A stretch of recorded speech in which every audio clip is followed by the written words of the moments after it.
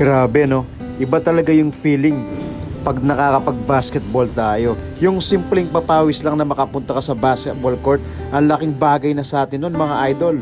Lalo na ngayon na sobrang toxic na ng mundo, na habang nagkakaedad gusto na lang natin ng payapang buhay, tahimik na buhay. Di na kasi tulad dati nung bata pa tayo, talagang basketball lang yung iniisip natin.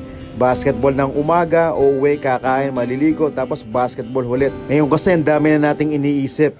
Responsibilidad, kung may trabaho tayo, kailangan mag-focus na tayo dun. Kung may negosyo, kailangan na rin natin bigyan ng oras at panahon yun.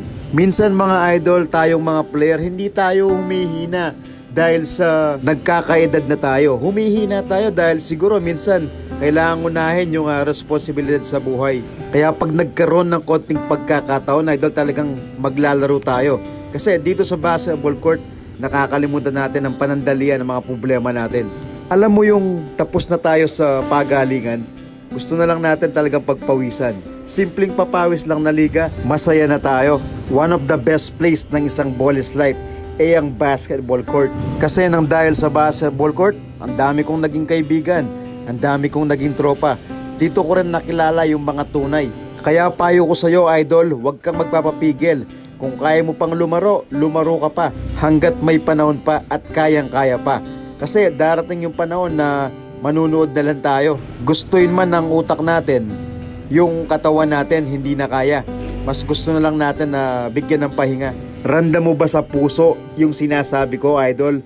Kung tunay na ball is life ka, alam mo yung feeling ko pag nasa loob ako ng basketball court. Ganun ka rin ba? Kahit sandali lang sumaya sa basketball court, ang laking bagay na nun sa atin. Kaya huwag ka nang magmukmuk dyan, huwag ka nang malungkot. Alam mo kung may problema ka at pinagdadaanan, malalampasan mo rin yan. Tara, idol ko, ilaro mo lang yan. Magiging okay din ang lahat. Embrace the pulse-pounding rush of taking risks. For every bell ring, every buzzer beater, and every goal. Want to feel all those in just one tap? Win from within.